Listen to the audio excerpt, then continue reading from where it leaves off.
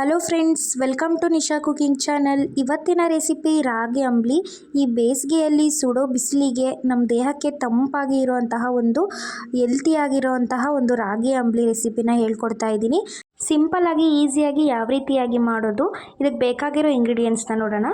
First 1 ಕಪ್ನಷ್ಟು ರಾಗಿ ಹಿಟ್ಟು, 1/4 tea ಸ್ಪೂನಷ್ಟು ಜೀರಿಗೆ, ಒಂದು 4 ಹೆಸರು ಬೆಳ್ಳುಳ್ಳಿ, ಅರ್ಧ ಕಪ್ನಷ್ಟು ಮೊಸರು, ಸ್ವಲ್ಪ ಈರುಳ್ಳಿ, ಸ್ವಲ್ಪ ಕೊತ್ತಂಬರಿ ಸೊಪ್ಪು, ರುಚಿಗೆ ತಕ್ಕಷ್ಟು ಉಪ್ಪು.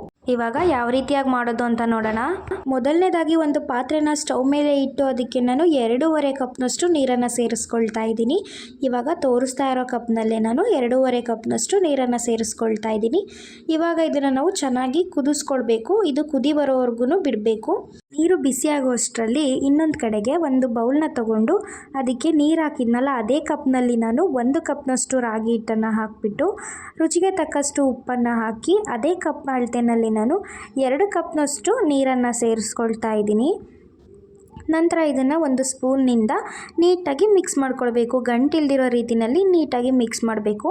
ಗಂಟು ನೋಡಿ, ಈ ರೀತಿಯಾಗಿ ಗಂಟು ಇರಲೇಬಾರ್ದು. ನೀಟಾಗಿ ಒಂದು ಗಂಟು ಇಲ್ದಿರೋ ರೀತಿಯಲ್ಲಿ ಮಿಕ್ಸ್ ಮಾಡ್ಕೊಳ್ಬೇಕು. ನೋಡ್ತಾ ಇದ್ದೀರಾ ಅಲ್ವಾ, ಈ ರೀತಿಯಾಗಿ ಗಂಟಿಲ್ದಿರೋ ರೀತಿಯಾಗಿ ನಾವು ಮಿಕ್ಸ್ ಮಾಡ್ಕೊಳ್ಳೋಣ.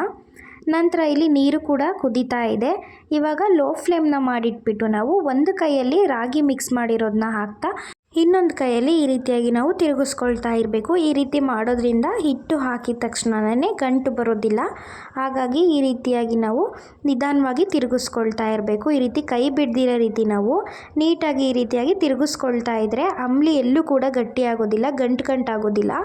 ನೋಡಿ, ಈ ರೀತಿಯಾಗಿ ನಾವು ಒಂದು 3ರಿಂದ 4 ದಿನ ಬರೆಸ್ಕೊಳ್ಬೇಕು. ಈ ರೀತಿಯಾಗಿ ಬಬಲ್ಸ್ ರೀತಿಯಲ್ಲಿ ಬರಬೇಕು. ಅಲ್ಲಿವರೆಗೂ ನಾವು ಒಂದು 3 ನಿಮಿಷ ನೀಟಾಗಿ ಇದನ್ನು ಕುಕ್ ಮಾಡ್ಕೊಳ್ಬೇಕಾಗತ್ತೆ. ನೋಡಿ, ಇವಾಗ ನಾನು ಸ್ಟವ್ನ ಆಫ್ ಮಾಡ್ಕೊಳ್ತಾ ಇದ್ದೀನಿ. ಇದನ್ನು ಪೂರ್ತಿಯಾಗಿ ನಾವು ತಣ್ಣಗಾಗೋದಕ್ಕೆ ಬಿಡಬೇಕು. ನೋಡಿ, ಇವಾಗ ಇದು ಅಂಬ್ಲಿ ಪೂರ್ತಿಯಾಗಿ ಕಂಪ್ಲೀಟಾಗಿ ತಣ್ಣಗಾಗಿದೆ.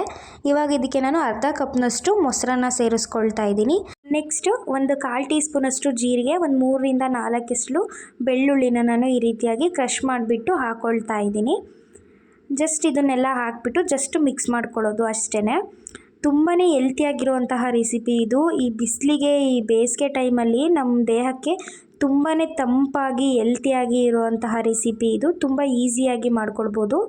ಇವಾಗ ಇದನ್ನು ಮಿಕ್ಸ್ ಮಾಡಿ ಆಗಿದೆ. ನಾನಿಲ್ಲಿ ಸರ್ವ್ ಮಾಡ್ತಾ ಇದ್ದೀನಿ. ಮೇಲ್ಗಡೆ ಇವಾಗ ಸ್ವಲ್ಪ ಈರುಳ್ಳಿನ ಹಾಕಿ ಸ್ವಲ್ಪ ಕೊತ್ತಂಬರಿ ಸೊಪ್ಪನ್ನು ಸೇರಿಸಿದ್ರೆ ರಾಗಿ ಅಂಬ್ಲಿ ರೆಡಿ ಆಗುತ್ತೆ.